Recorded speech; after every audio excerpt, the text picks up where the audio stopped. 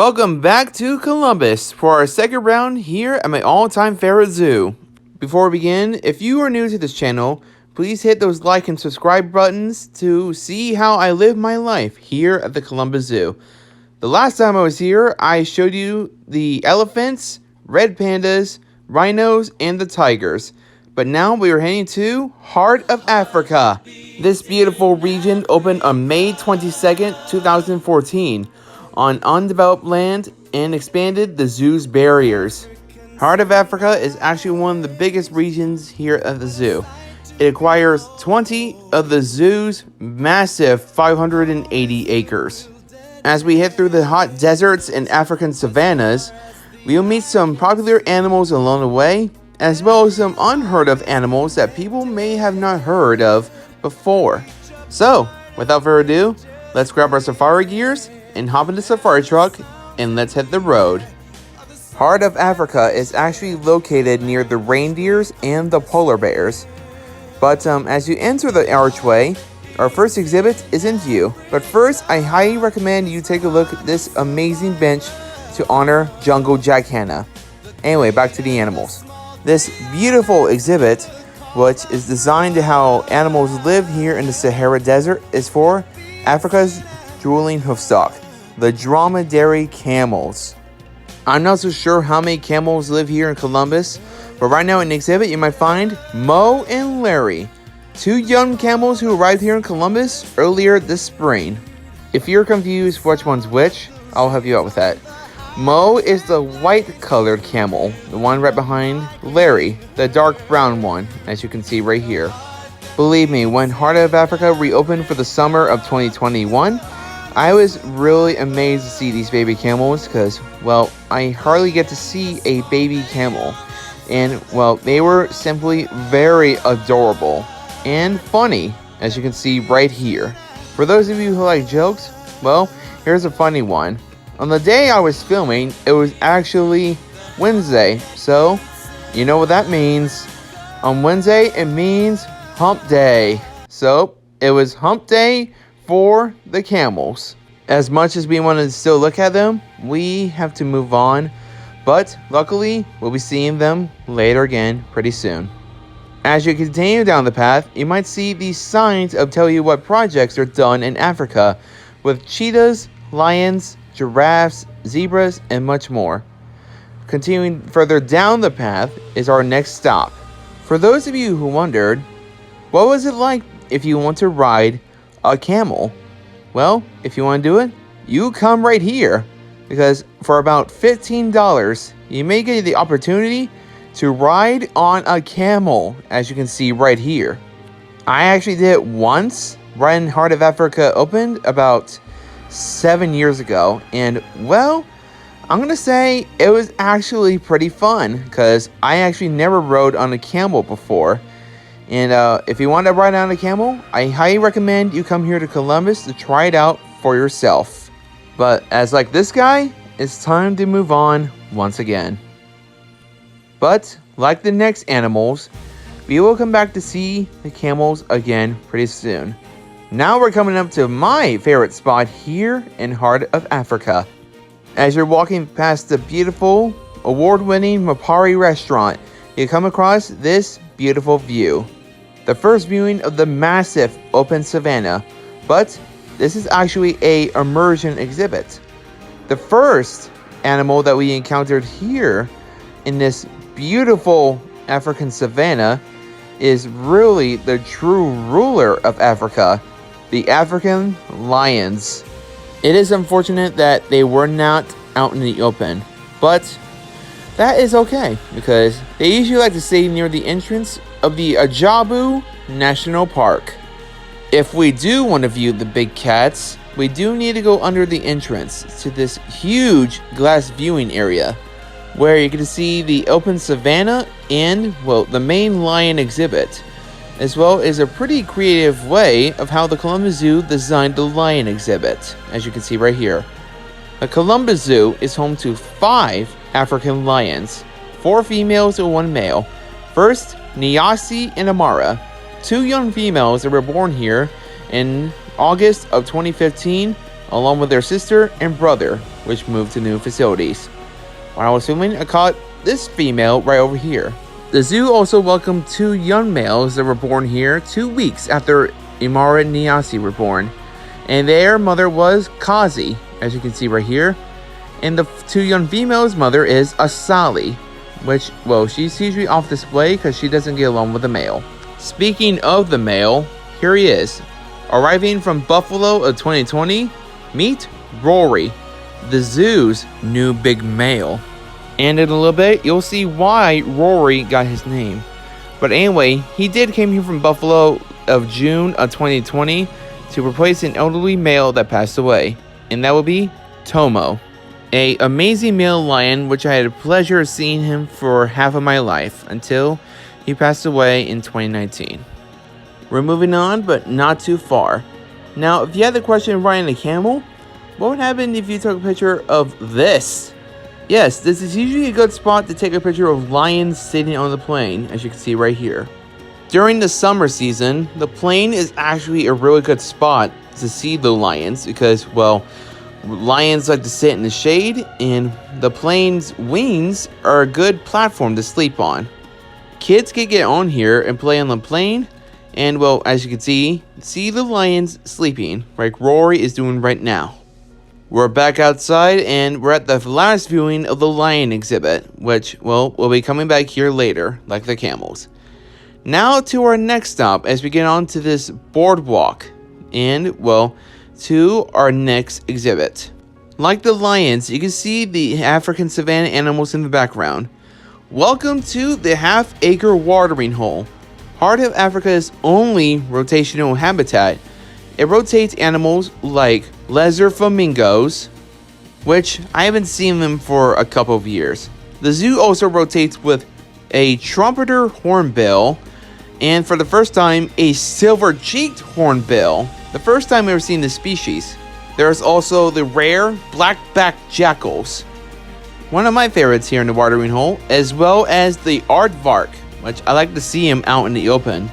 The Warthog's taking the most for the afternoon, and for the morning, Bonsai and Shinzi, these spotted hyenas, which were named from the Lion King. A few steps away from the watering hole is our next stop. But first, before I tell you what animal it is, let's take a look at this stuff, which has photos of Anatolian shepherd dogs and conservation projects that's happening in Africa for this species of animal.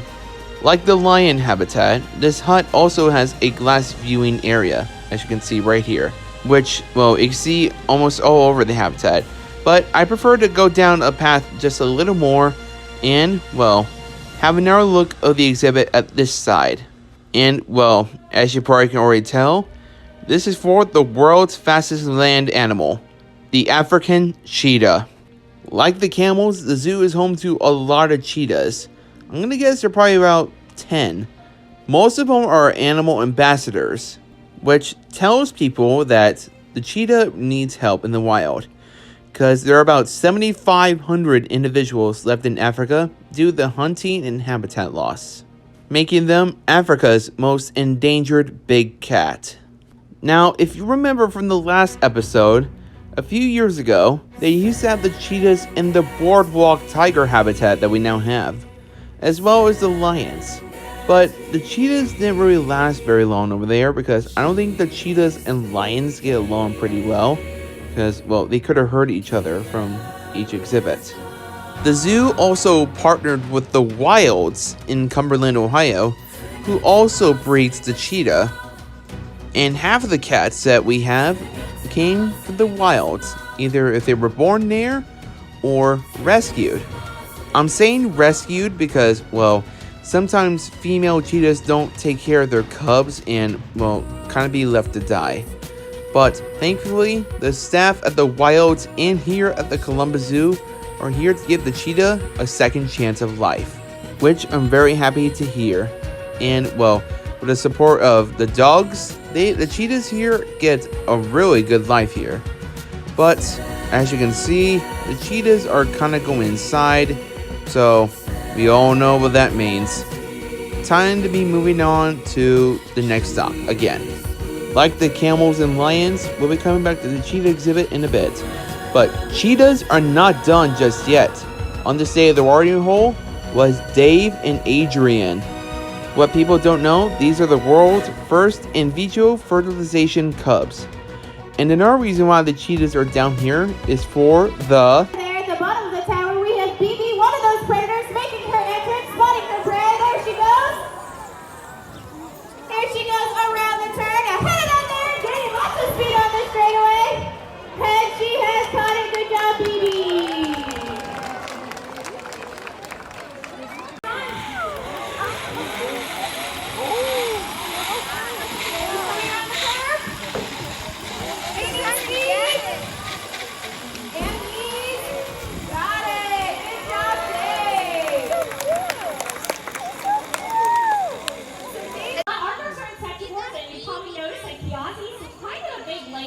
She actually weighs over 100 pounds, so she needs about 50,000 bugs to fill her up every single night. So aardvarks will sometimes walk anywhere from 5 to 20 miles going on the search for food.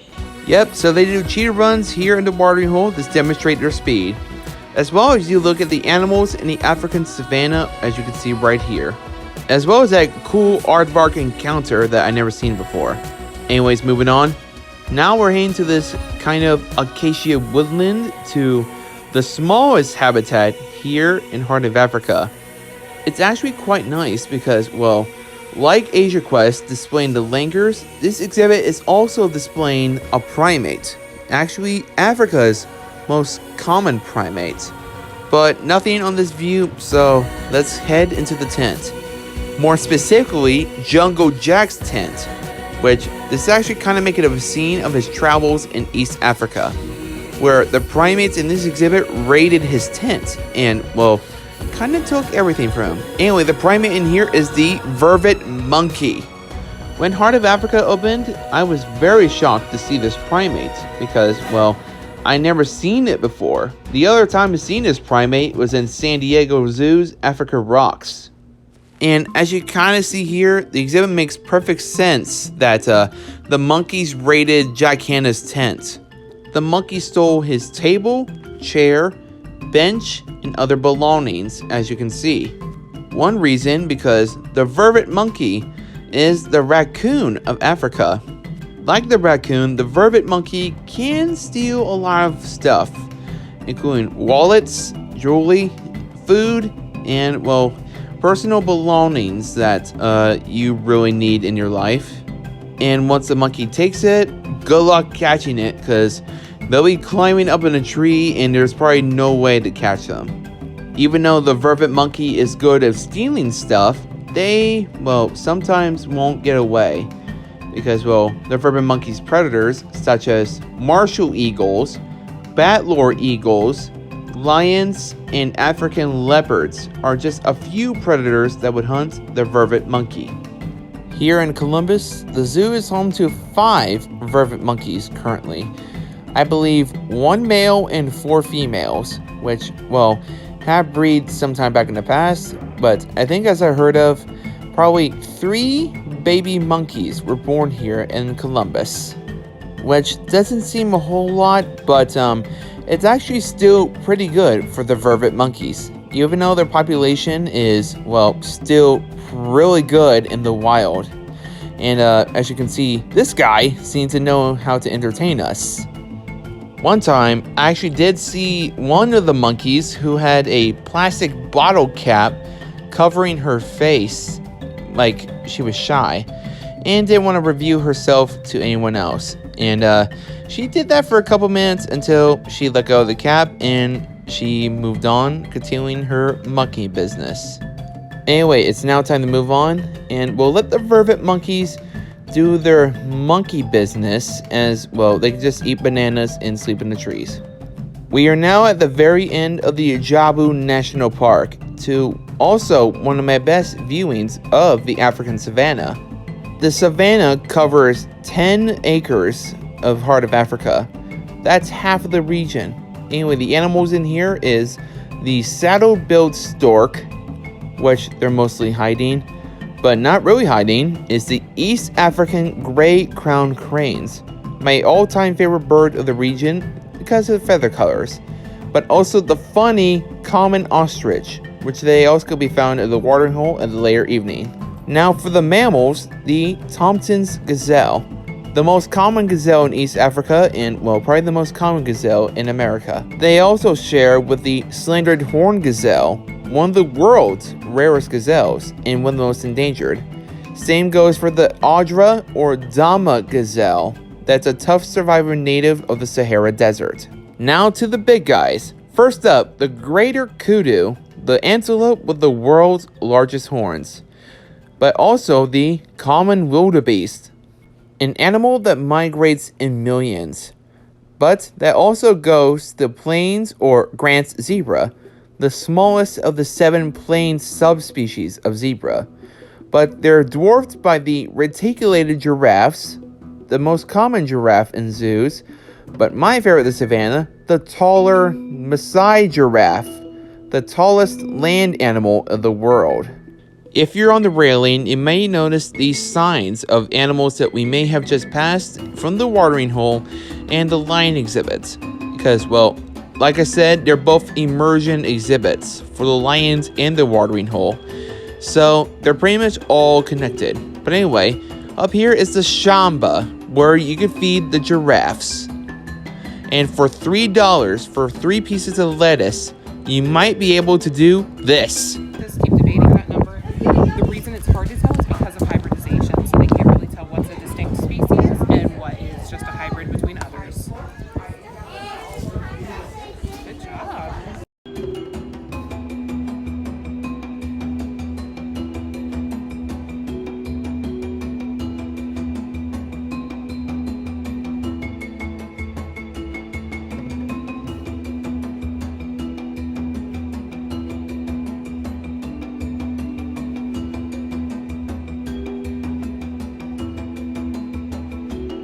That's one of the reasons why you should stop by Heart of Africa. But anyway, if you have noticed, there are 3 little giraffes in the giraffe yard if you come on your visit. And well, here's the reason. The zoo welcomed a male baby Maasai giraffe named Ralph in June, a female Maasai giraffe named Schaefer, and last in December of 2020, another female Maasai giraffe named Sammy that was born nearly the end of the year. Which, well, they're all still here and they are absolutely adorable. Now here's a very interesting story. So in 2015, I was hired here from the Columbus Zoo to be a zoo aide or teen zoo volunteer. Which, well, in 2017, I got, well, promoted and became a region aide, meaning I get to work in any region I wanted. Asia Quest was my first pick, and Heart of Africa for second. My manager picked Heart of Africa for me, because, well, the keepers would probably need help with the lettuce and the feedings. But, well, I got very, very close to the giraffes. Like, I could not stop thinking about them. And on this day, well, I still think of the giraffes every time I look at their exhibits of a wonderful time I had working with them. But the real reason why you should be in Africa, well, is this. It really looks like you are in the African Savannah. While I was filming, I managed to also caught this. A zebra doing a dust path, which I've rarely seen that before. And, well, here's another funny thing. Before Heart of Africa opened, this area was supposed to be a golf course. Yes, a golf course. But when Jack Hanna or someone mentioned they want to have an African savanna here in the heart of central Ohio, well, you can see how that all turned out. Now it really feels like you're in the heart of Africa. And, well, that makes sense for the AZA to award the Columbus Zoo of Excellence in Design by the AZA, the second time they earned this achievement.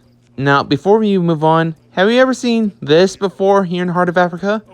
Well, yeah, I caught the ostriches chasing zebras for no apparent reason, which I thought it was really funny to capture, like, a lot. And like the ostriches, let's move on, shall we? Right next to the shamba is this little ditch. Well, which used to have African spurred-thighed tortoises. But if you listen very, very closely and look very hard, you might spot a helmeted Guineafowl, the smallest animal here in heart of Africa. They were actually on display in the African savanna, but I do not know why they were put in here. Maybe because, well, since Ohio is home to a lot of predatory birds like hawks and eagles, they were probably put in a more safer exhibit where the keepers can get a close eye on them. Now, if you're wondering, what does a Guineafowl sound like? Well, come here next to the Shamba and you might even find out. Like this.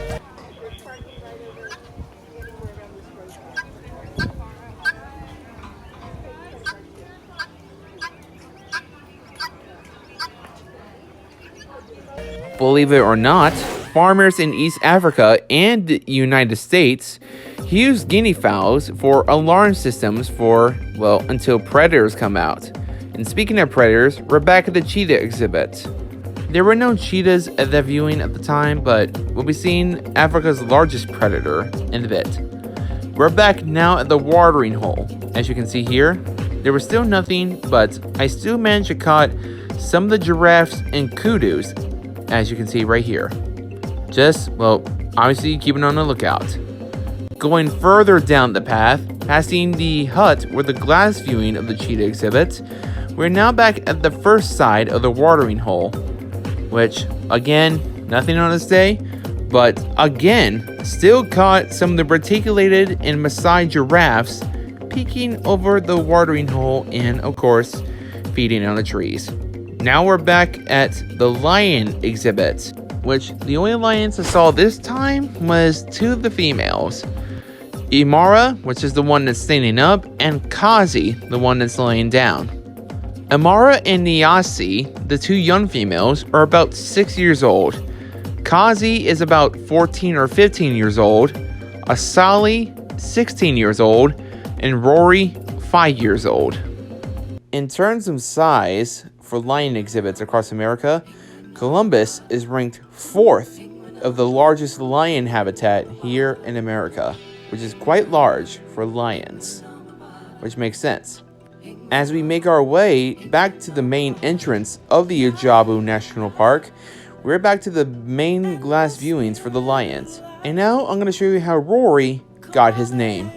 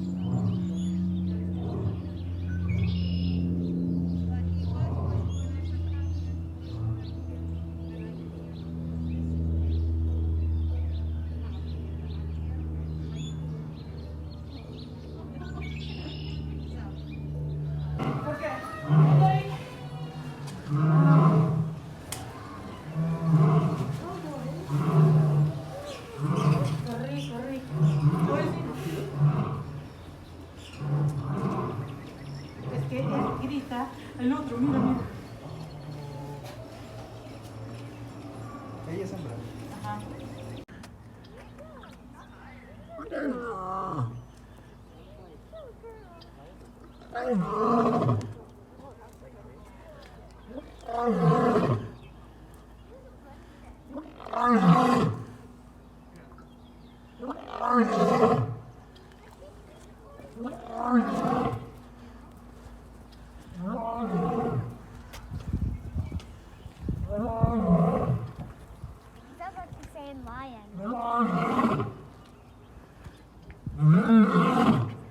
It's like he's saying lion. Oh, he's cold.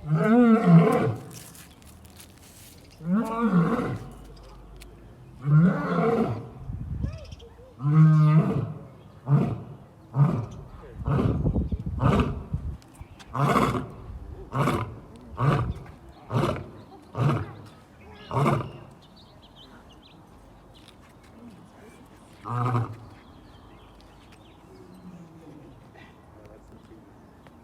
coming. Watch out.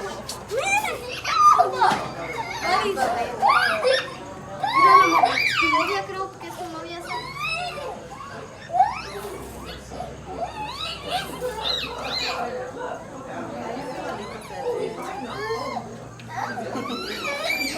Mira, están peleando. Fighting each other.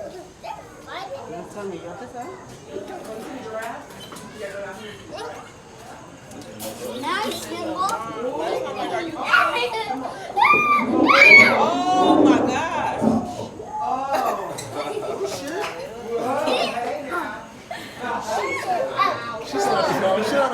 Yeah, that was pretty shocking that I caught that. Anyway, back on the tour. As you look through one of the glass windows, you'll get a view of the African Savannah, which the giraffes, zebras, wildebeest, cranes seem to be out and about, eating as usual. And the kudu, well, laying down. We are now heading to the open part of the lion exhibit in one of the first viewings of the Savannah. If you do come here, usually early morning or late afternoon, you might catch these photographs I took, as lions walking out in the open, with their prey right behind them, like these photographs of one of the lionesses in Rory blending in with their prey. Now, for those of you who are my early subscribers, you may have recognized some of my videos of the old Heart of Africa tour, and, well, Rory playing with his toys. Well, it took me a while, but I found those clips, and I just had to put them in for this video. So, for those of you who don't know what I'm talking about, here are those same clips that I was just talking about right now.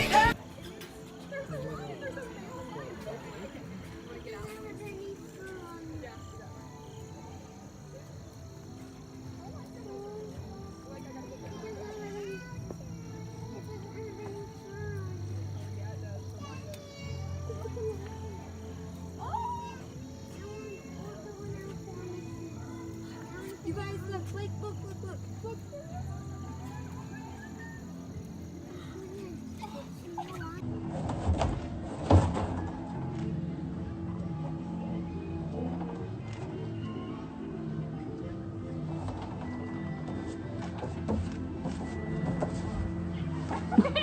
Come over. Get it. That reminds me of my cat. Wait a minute.